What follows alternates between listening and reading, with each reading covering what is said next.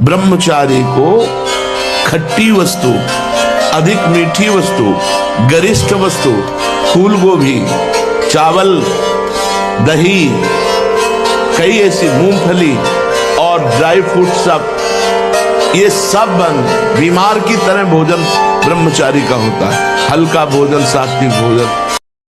तो ब्रह्मचर्य कैसे ठीक हो? हमारा संग ठीक नहीं, हमारा भोजन ठीक नहीं, हमारा दृश्य ठीक नहीं, हमारा श्रवण ठीक नहीं, गंदी बातें देखे, गंदी बातें सुने, गंदा विचार आए, गंदी क्रियाएं करें, फिर ब्रह्मचर्य कैसे रहा जा सकता है? अगर सुधार खिलवाड़ समझते हो? केवल उघार और नंगे रहने से, वस्त्र न पहनने से अगर भगवत प्राप्ति होती तो सृष्टि में कितने ऐसे जीव हैं जिनके लिए कोई वस्त्र का विधान नहीं है, ऐसे जीते हैं।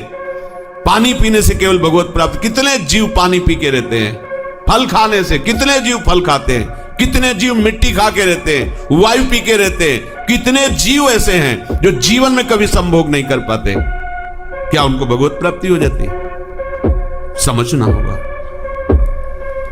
ये मनमानी आचरण, ये स्वतंत्रता तुम्हारी माया की परतंत्रता में फंसाने के लिए है। इस मन को परतंत्र बनाओ, शास्त्र आज्ञा और गुरु आज्ञा के अधीन, तुम माया की परतंत्रता से मुक्त हो जाओगे। जो ऐसे नीच पुरुषों की बहकावे की बातों में आकर क्या सोचे, मौज लो यार, जिंदगी मस्ती के लिए मिली। कहां बाबा लोगों के चक्कर में फंस के सब, अरे कुछ नहीं है, तुम्हें बता रहे कुछ नहीं है। जितनी जिंदगी मिली मौज से जी लो यार, काहे को टेंशन। हाँ, तो फिर पूरे विश्व में कोई टेंशन युक्त होना ही नहीं चाहिए, क्योंकि सब मौज में लगे। जीवों की हत्या करके उनका मांस खाना, मदिरा पीना, व्यभिचार करना, नए नए व्यभिचार करना, तो सबको मस्त होना चाहिए। अगर हमको ये दिखाई दे कि तुम्हारी बात सत्य है तो हम सुने, सब टेंशन में है। कोई भी प्रभु को साक्षी करके बोले कि भजन के बिना किसी का हृदय शांत हो गया है, तो मुझे एक भी व्यक्ति विश्व में नहीं, महापुरुषों ने देखा है अपनी दिव्य दृष्टि से, स्वयं भगवान। तो आज तुम सत्संग सुन रहे हो, कल से पीछी जिंदगी में जो कुछ हुआ तुम चिंता मत करो, उसका शोक मत करो। अब तुम नाम जप करो, सब ठीक हो जाएगा। बीती हुई बात को लेकर शोक करना वर्तमान के समय में मानो समय बर्बाद करना है। अरे पीछे तो गलती हो ही गई, अब हम इस समय को उसके चिंतन में बर्बाद। राधा राधा राधा राधा राधा। वर्तमान समय हमारा भगवत चिंतन में जाए, ना कि पीछे की बातों के चिंतन। जितना आवश्यक है भोजन, उतने आवश्यक है व्यायाम। ब्रह्मचर्य ऐसे थोड़ी रह जाता है कि ऐसे खाओ पियो ब्रह्मचारी रह जाओ, नहीं। देखो, अब देखो अपना जीवन देखना, 1 साल में आप बदल जाओगे। 1 साल में चेहरा बदल जाएगा, जीवन बदल जाएगा। नाम जप करो, आध्यात्मिक शक्ति बढ़ाओ, व्यायाम करो, शुद्ध भोजन करो, शारीरिक शक्ति बढ़ाओ, अभी आप बलवान बन जाओगे।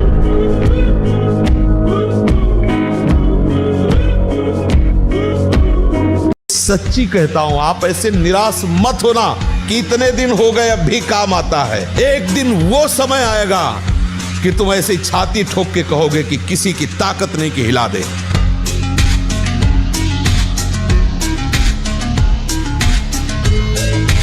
ऐसा नहीं है कि ये माया कोई छोटी मोटी हस्ती है कि आज से आप सत्संग सुन लिया माया नहीं आएगी। अरे भैया, ऋषि मुनियों को भी भ्रष्ट करने की सामर्थ्य रखती है, बड़े बड़े औरों की तो बात जाने दो। इसलिए छोटे छोटे बच्चे अगर ये गिर जाते हैं तो कोई बात नहीं है, फिर आगे चलो, फिर आगे। इसलिए बहुत सावधान रहिए, अपने कान को संभालिए, जबान को संभालिए, नेत्रों को संभालिए।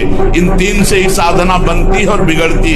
नेत्र गलत देखेंगे, जबान गलत बोलेगी, कान गलत सुनेंगे तो आपका गलत चिंतन होगा, गलत क्रियाएं होंगी। और आप सत्य सुनोगे तो सत्य भगवान की प्राप्ति कराता है। जो नियम संयम का त्यागी और भ्रष्ट आचरण वाला होता है, उसकी कभी दिनचर्या एक जैसी हो ही नहीं सकती। उसके हृदय में भगवत प्राप्ति का उत्साह हो ही नहीं सकता। वो किसी भी शास्त्र या गुरुदेव या संत की आज्ञा पर बहुत समय तक टिका रहे, ऐसा हो ही नहीं सकता। समझ लो इस बात को। एक जैसी दिनचर्या और शास्त्र और गुरु आज्ञा पर चलने वाला वही उपासक होगा जो भ्रष्ट आचरण नहीं करता, भ्रष्ट आचरण करता है तो राइट टाइम राइट समय में अपनी दिनचर्या कर ही नहीं सकता, केवल बकवास नहीं कर सकता। जो संयमी नहीं है, जो इंद्रियों पर शासन नहीं करता, वो परमार्थ का पथिक नहीं, केवल ड्रामा, केवल नाटक, दम्भ, केवल उदर पोषण के लिए ये सब वृत्ति बाहिरी धारण करता है। चंदन लगाना, तिलक लगाना, भेष बनाना। जो ऐसे नीच पुरुषों की बहकावे की बातों में आकर क्या सुखे, मौज लो यार, जिंदगी मस्ती के लिए मिली। कहां बाबा लोगों के चक्कर में फंस के सब, अरे कुछ नहीं है, तुम्हें बता रहे कुछ नहीं है। जितनी जिंदगी मिली मौज से जी लो यार, काहे को टेंशन। हाँ, तो फिर पूरे विश्व में कोई टेंशन युक्त होना ही नहीं चाहिए, क्योंकि सब मौज में लगे। जीवों की हत्या करके उनका मांस खाना, मदिरा पीना, व्यभिचार करना, नए नए व्यभिचार करना, तो सबको मस्त होना चाहिए। अगर हमको ये दिखाई दे कि तुम्हारी बात सत्य है तो हम सुने, सब टेंशन में है। प्रातः 4 बजे बिल्कुल जग जाना चाहिए, और जो 8-10 बजे तक सोता है वो कोई भी हो ब्रह्मचारी रह ही नहीं सकता, ब्रह्मचर्य रह ही नहीं सकता। वो स्वप्न दोष का शिकार होगा, वो नाना प्रकार की कुचेष्टाओं का शिकार होगा पक्का, क्योंकि बुद्धि को सत्य प्रकाश की तरफ प्रेरित करने वाले भगवान भुवन भास्कर हैं। वो पधार रहे हो, आप सो रहे हो सैया पे, आपकी आयु, श्री, कीर्ति, बल सब नष्ट होगा। हमें परास्त नहीं हो, अगर हम कहीं फिसल भी जाते हैं तो पुनः संभल कर खड़े हो, ठीक समझ करो, आगे बढ़ो। इस मार्ग में परास्त होना नहीं। काम, क्रोध, लोभ, मोह, मद, मत्सर ये हमें बार बार गिराने की चेष्टा करेंगे। चूक हो सकती है, पर फिर हमें निराश नहीं हो, विजय हमारी होगी।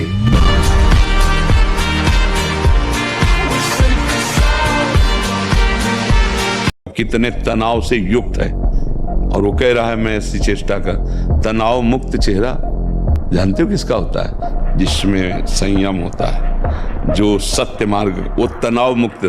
मुख प्रसन्न तन तेज विराजा, कीने रामचंद्र कर काजा। मुख प्रसन्न होता है क्योंकि भगवान भगवत कार्य में लगा है ना।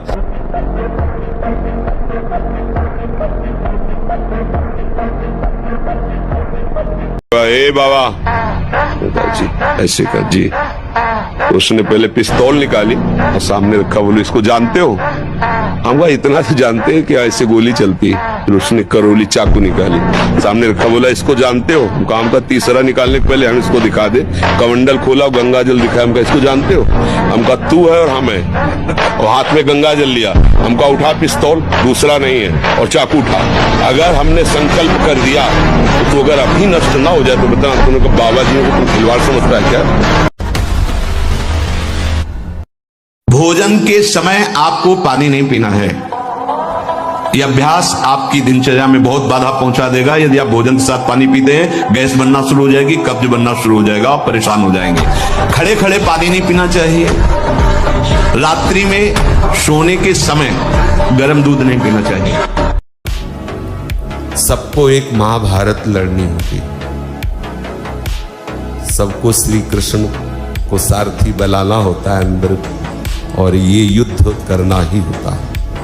और ये आंतरिक युद्ध है, और इसमें विजय श्री उसी को मिलती है जिसने श्री कृष्ण को अपना सारथी बनाया। दृढ़ निश्चय है कि मुझे ब्रह्मचर्य से रहना है, तो कभी भी किसी भी तरह भोग का संयोग उपस्थित होने पर भी अपने निश्चय में रहे कि मेरा मार्ग भोग नहीं है, योग है, ब्रह्मचर्य है, तो फिर आप आगे निकल जाओगे। कई वर्ष तक यौवन अवस्था को प्राप्त होने पर यदि ब्रह्मचर्य क्षीण ना हो तो फिर धीरे धीरे धीरे धीरे ऊर्ध्वरेता होने लगता है।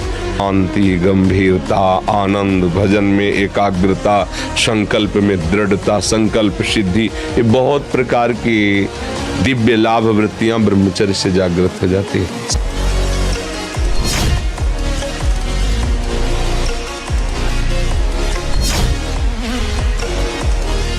त्यागात् शांतिरनंतरम, भगवान ने कहा भोग के बाद शांति नहीं, तृष्णा पैदा होती है। वो कामना का भोग किया इसलिए शांत लगता है, फिर उसके बाद जो उसकी तृष्णा पैदा होगी वो तांडव देख रहे हो उस तृष्णा का, पशुवत आचरण।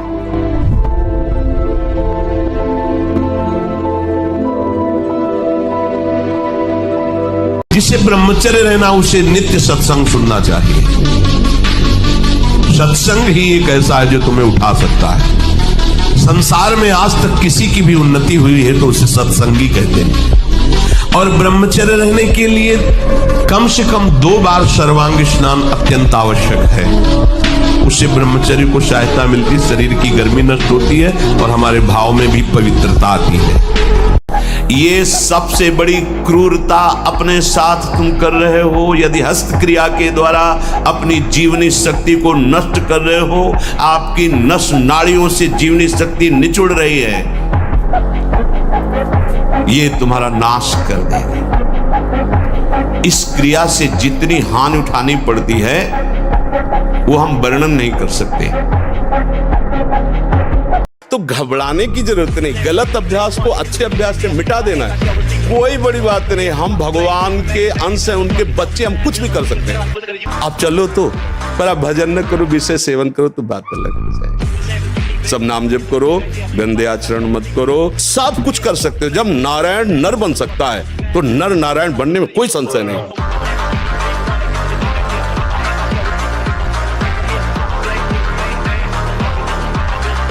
गुरुजी 2025 आने वाली है, इसमें मैं अखंड ब्रह्मचर्य का पालन करना चाहता हूँ, कैसे करूँ बताने की कृपा करें। अखंड ब्रह्मचर्य का इसलिए पालन नहीं कर सकते, पूर्वाभ्यास आपको प्रेरित करेगा, गिराने पागलपन चढ़ जाएगा। सहना जरूरी होगा। ये होगा कि चाहे प्राण निकल जाए पर बच्चा, अगर भोजन सही रखोगे, 30 मिनट व्यायाम करोगे, 20 मिनट प्राणायाम करोगे, मोबाइल से गंदी बातें नहीं देखोगे और अपने आए हुए वेग को सह जाओगे, जीत जाओगे, ये तो चल सकते। अहंकार है कि मैं 1 वर्ष से ब्रह्मचारी हूँ या अगले वर्ष से पूरा ब्रह्मचारी। दैन्य है कि भगवान रक्षा करेंगे, भगवान के भरोसे में चल रहा हूँ। अगर गिरूंगा भी तो फिर नियम लूंगा, फिर ऐसे चला जा सकता है। और बहुत अच्छा है, हम धन्यवाद देते हैं कि आप नए बच्चा ब्रह्मचर्य पालन की बात करते हो। पहले हम आपके मन को तोड़ा, देखें कितनी दम है, पर अगर आप चलना चाहते हो तो हम आपको उत्साह देते हो, धन्यवाद देते हैं कि आप आगे बढ़िए।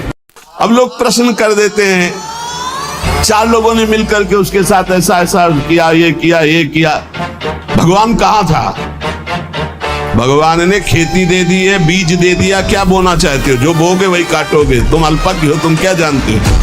उसकी 3 प्रकार की लीलाएं हैं, 3 प्रकार के बीज हैं, सतोगुण, रजोगुण, तमोगुण। क्या बोलते हो? ये कर्म भूमि है, जो बोगे वही खाओगे, वही काटोगे। होश में तुम्हारे दोष देने से भगवान का सिद्धांत नहीं बदल जाता, भगवान को कोई फर्क नहीं पड़ता। 100 बार गिरेंगे फिर भी हम चढ़ाई करेंगे इस पर। इसका अभ्यास है हमको नष्ट करने का। तो आज से हम प्रण लेते हैं कि तू हमें कितनी बार गिराएगा। अविनाशी का बच्चा हूं, अविनाशी ही हूं। शरीर बदलते रहेंगे लेकिन हम तेरे को देख लेंगे एक दिन तुम जीत जाओगे।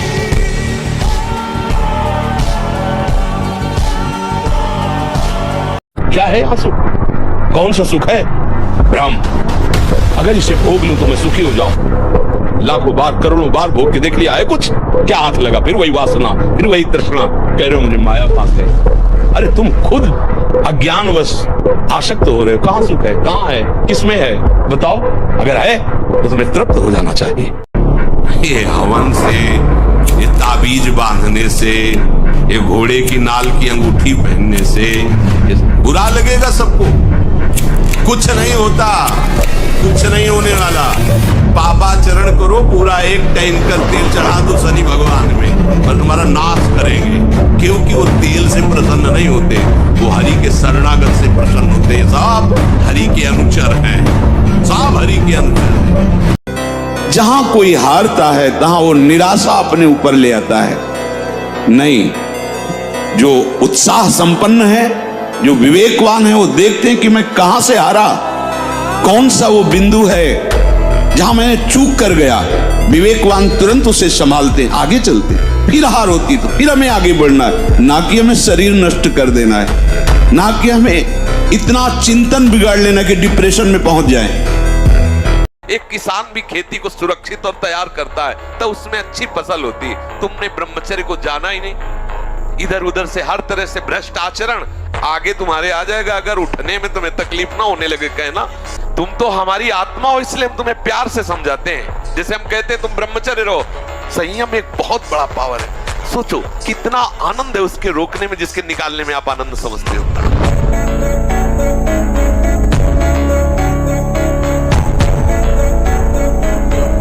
ब्रह्मचारी जैसा कोई बलवान नहीं होता, शारीरिक बल कोई बल नहीं कहा जाता। ब्रह्मचर्य में सामर्थ्य होती संकल्प बल की, जाओ ऐसा, फिर वैसे ही होगा। अध्यात्म बल बहुत बढ़ जाता है ब्रह्मचारी का, आत्मबल बहुत बढ़ जाता है। कहीं भी वो भयभीत होना, कहीं भी शंका कर लेना, कहीं भी पराजित हो जाना उसके स्वभाव में नहीं होता।